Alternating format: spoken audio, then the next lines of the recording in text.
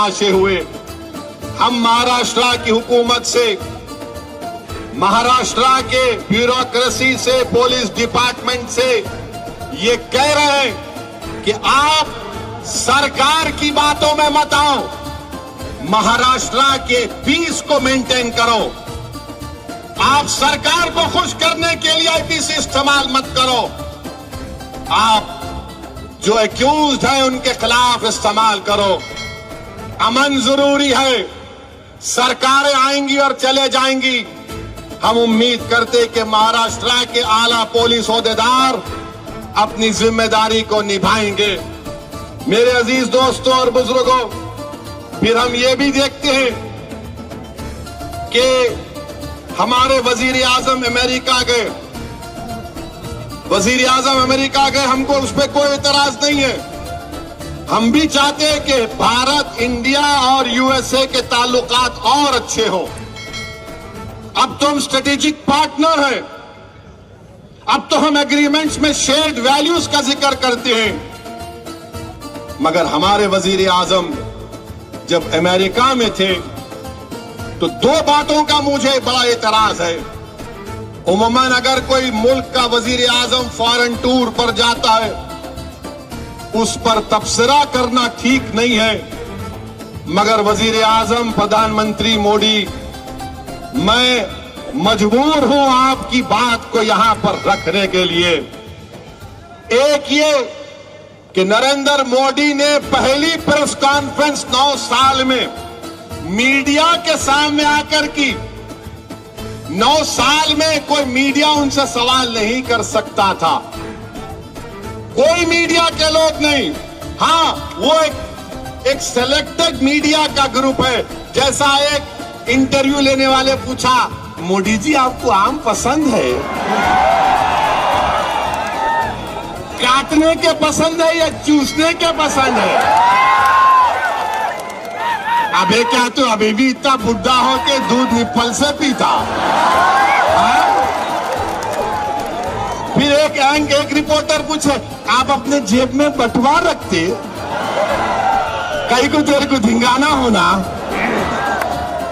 समझ नहीं। मगर वहां की एक रिपोर्टर ने, वॉल स्ट्रीट जर्नल के एक रिपोर्टर ने भारत के वजीर आजम से जो सवाल किया, देश के प्रधानमंत्री, मुझे बड़ी तकलीफ हुई, बड़ी पीड़ा हुई कि इस तरह से आपसे सवाल किया गया कि आप 9 साल से भारत के वजीर आजम प्रधानमंत्री हैं, 300 एमपी आपके पास हैं, और आपसे सवाल करने वाला ये सवाल करता है कि क्या आप भारत के मुसलमानों के लिए, भारत के मुसलमानों के लिए उनकी तकलीफ को दूर करने के लिए आप क्या काम करेंगे, और फ्रीडम ऑफ एक्सप्रेशन के लिए आप क्या करेंगे? देश के प्रधानमंत्री, मैं खुश होता अगर आपसे सवाल होता कि आप उस देश से आते हैं जहां पर 50% आबादी भारत की 28 साल के नौजवानों पर मुश्तमिल है। मैं खुश होता इस बात से कि अगर रिपोर्टर आपसे सवाल करती कि बताइए मेक इन इंडिया में आपने क्या क्या बनाया। मैं खुश होता अगर रिपोर्टर आपसे पूछती कि क्या आपने 5 ट्रिलियन इकोनॉमी के उस टारगेट को हासिल कर लिया। मैं खुश होता अगर उस फॉरेन रिपोर्टर आपसे बोलती कि भारत में इन्फ्लेशन कम करने के लिए आपने क्या किया। मैं खुश होता अगर रिपोर्टर आपसे पूछती कि पूरी दुनिया में सबसे ज्यादा बेरोजगार अगर नौजवान है तो भारत में उसकी बेरोजगारी के लिए आप क्या किए। मगर उस रिपोर्टर ने 9 साल के वजीर आजम, 300 एमपी रखने वाले वजीर आजम से पूछा, मुसलमानों की तकलीफ को दूर करने के लिए आप क्या कर रहे हैं, फ्रीडम ऑफ एक्सप्रेशन के लिए क्या कर रहे हैं। तो हमारे वजीर आजम ने कह दिया कि हमारे डीएनए में डेमोक्रेसी है, डिस्क्रिमिनेशन नहीं है। प्रधानमंत्री, सच्चाई को मैं अब बयान कर रहा हूं। क्या मणिपुर में 300 चर्चिस को जला दिया गया, क्या वो डिस्क्रिमिनेशन नहीं है? 300 चर्चिस मणिपुर में जला दिए गए। क्या उत्तरकाशी में मुसलमानों से नहीं कहा गया कि छोड़कर भाग जाओ, तुम्हारा बायकॉट किया जाएगा। ये डिस्क्रिमिनेशन नहीं है। वजीर आजम क्या आपका दिल्ली के एमपी ने नहीं कहा कि मुसलमानों से कोई खरीदो फरोख्त मत करो? क्या ये डिस्क्रिमिनेशन नहीं है?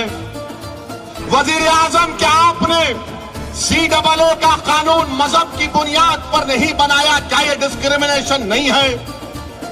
माइनॉरिटी वेलफेयर का बजट आपने 40% कम कर दिया, क्या ये डिस्क्रिमिनेशन नहीं है? आपने मौलाना आजाद फेलोशिप को खत्म कर दिया अल्पसंख्यक समाज के लिए। अब कोई मुसलमान बच्चा फेलोशिप और PhD नहीं कर पाएगा, क्या ये डिस्क्रिमिनेशन नहीं है? प्रधानमंत्री, डिस्क्रिमिनेशन यही भी है कि आपके 306 MP में एक मुसलमान MP नहीं। डिस्क्रिमिनेशन यह भी है कि आपके पास एक मुस्लिम मिनिस्टर नहीं। बताओ प्रधानमंत्री, फिर आपने क्यों कहा? ये मुझे बड़ी तकलीफ हुई कि आप से इस तरह का सवाल वॉल स्ट्रीट जर्नल के जर्नलिस्ट ने कर दिया। हम तो उम्मीद करेंगे कि भारत के जर्नलिस्ट भी पप्पा जी से इस तरह का सवाल करेंगे। करेंगे नहीं मालूम, मगर अफसोस हुआ देश के प्रधानमंत्री, आपसे इस तरह का सवाल हुआ। दूसरी बात, जो देश के प्रधानमंत्री वजीर आजम ने वहां की कांग्रेस को तकरीर की, जिसमें अमेरिका के पार्लियामेंट, कांग्रेस और सेनेटर्स बैठे हैं, उसमें प्राइम मिनिस्टर ने कहा कि हमको 75 साल की आजादी 1000 साल की गुलामी के बाद मिली। देश के प्रधानमंत्री, आप क्यों ये झूठ बोलते हैं कि 75 साल की आजादी 1000 साल की गुलामी के बाद आप बोलते मिली है?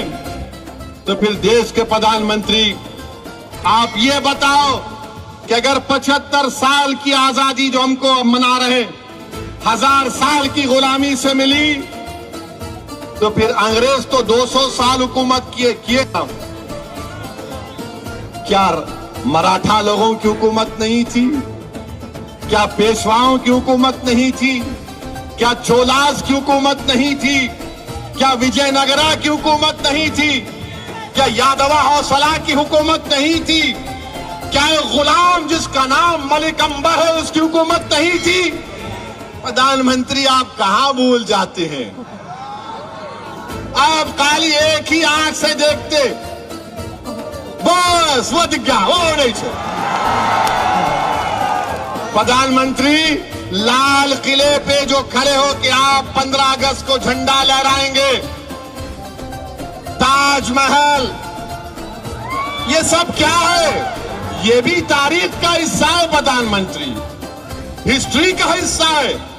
मगर जो 500 साल पहले हुआ, आप असदुद्दीन ओवैसी से पूछ रहे, तुम बोलो हा?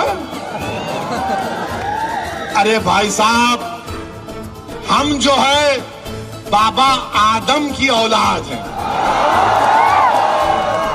सुने फडनवीस, हम बाबा आदम की औलाद हैं। और बाबा आदम जब दुनिया में पहला कदम रखे तो हिंद में रखे, तो जब अब्बा यहां पे कदम रखे तो ये अब्बा की जमीन हो गई।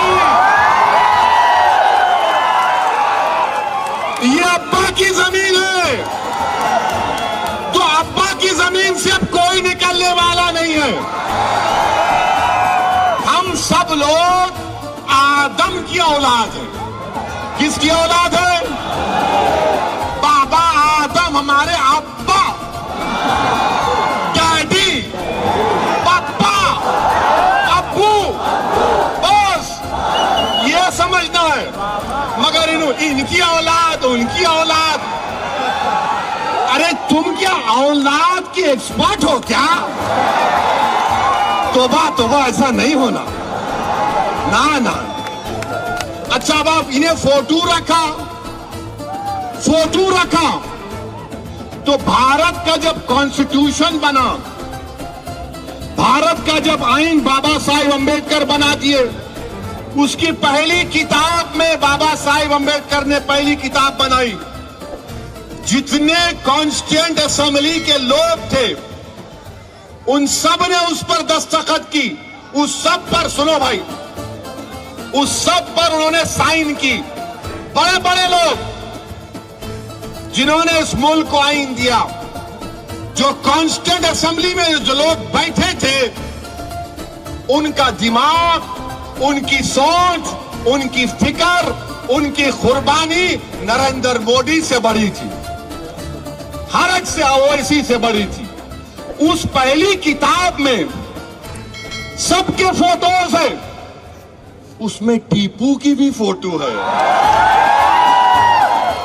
आप निकाल दो उस फोटो को, आप निकालो ना उस फोटो को, दम है तो निकालो। उस पहली किताब जिसको हमारे कॉन्स्टिट्यूएंट असेंबली के 4 फादर्स ने साइन किया, फोटो निकालो। अकबर की फोटो, झांसी की रानी की फोटो, गुरु नानक की फोटो, राम सीता लक्ष्मण की फोटो, गौतम बुद्ध की फोटो, महावीर की फोटो। अरे यही तो भारत है। मगर इनको 1000 साल में इनको विजयनगरा याद नहीं आता, छोलास याद नहीं आते। प्रधानमंत्री, और एक बात आपसे हम पूछना चाह रहे हैं। ये बराक ओबामा जानते? बराक ओबामा को अमेरिका के प्रेसिडेंट थे, उन्होंने दिल्ली को आए थे। हमारे प्राइम मिनिस्टर उनको अपनी हाथ से बड़ा नजाकत से चाय डाल के पिलाए थे, चाय डाल के पिलाए थे। उन्होंने अपने इंटरव्यू में बोल दिए कि भारत में मुसलमानों पर जुल्म हो रहा है। और नरेंद्र मोदी क्या बोले थे उनके बारे में कि बराक, ऐसा ही कहा था, वीडियो देखो। मैं और बराक कैसी गुफ्तगू कर, तू तड़क की बात करते। प्रधानमंत्री जब तू तड़क की बात कर रहे तो ये बराक ओबामा इस तरह की बात क्यों कर दिए? बहरहाल मेरे अजीज दोस्तों और बुजुर्गों, हमारे देश में ये जो फिरका परस्ती का जहर बढ़ रहा है, इसको रोकने की जरूरत है। मेरी आपसे गुजारिश है कि पुरअमन रहिए, मगर बुज़दिल मत रहिए। अमन को मजबूत करिए, मगर खौफ को करीब आने मत दो। अमन को मजबूत करो, मगर हालात से समझौता मत करो। अमन को मजबूत करो, मगर अपनी जमहूरी लड़ाई को जारी रखो। तुम्हारे करीब ना डर आना चाहिए, तुम्हारे करीब ना यह गैर यकीनी कैफियत आना चाहिए। हिम्मतों को बुलंद रखो। ये भारत हमारा है। हम यहां पर बाबा आदम के जमाने से रह रहे हैं, बाबा आदम के जमाने से रह रहे हैं और सुबह कयामत तक रहेंगे इंशाअल्लाह ताला। सुबह कयामत तक रहेंगे, डरेंगे नहीं। संविधान के मुताबिक अपने दीन पर चलेंगे, अपने मस्जिदों को आबाद रखेंगे, यूनिफॉर्म सिविल कोड को कबूल नहीं करेंगे।